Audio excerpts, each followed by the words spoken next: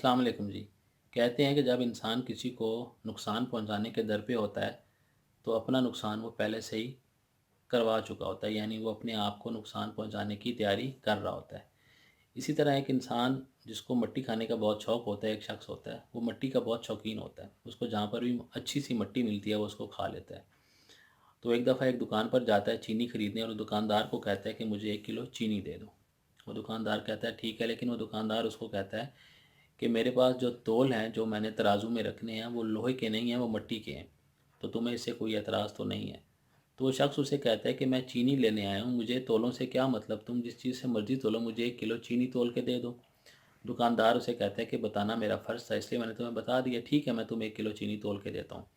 وہ دکاندار چوپر اٹھاتا ہے اور چینی کو ایک بورے میں سے ڈالنے کے لیے چلا جاتا ہے۔ جب وہ دکاندار جاتا ہے تو یہ شخص جو مٹی کا شوقین ہوتا ہے، یہ وہ جو تول ہوتے ہیں وہ اٹھا کے اس میں سے تھوڑی سی مٹی کھا لیتا ہے۔ پھر دوسرا تول اٹھاتا ہے، اس میں سے بھی مٹی کھا لیتا ہے۔ جب وہ دوسرا اٹھاتا ہے تو وہ دکاندار دیکھ لیتا ہے، لیکن وہ اس کو منع نہیں کرتا اور دل ہی دل میں خوش ہوتا ہے کہ یہ پاگل انسان اپنا ہی نقصان کر رہا ہے، اس میں میرا کیا نقصان ہے۔ ظاہری بات ہے کہ تول سے مٹی کھا رہا ہے تو مٹی کم ہونے کی وجہ سے تول بھی کم ہوگا، اور جب تول کم ہوگا تو اس کی چینی آٹومیٹیکلی کم تو لے گی۔ خیر وہ اسی طرح تھوڑی سی اور کھا لیتا ہے اور وہ چینی ڈال کے واپس آ جاتا ہے، اور چینی اس کو تول کر 1 کلو پوری کر کر اسے دے جاتا ہے۔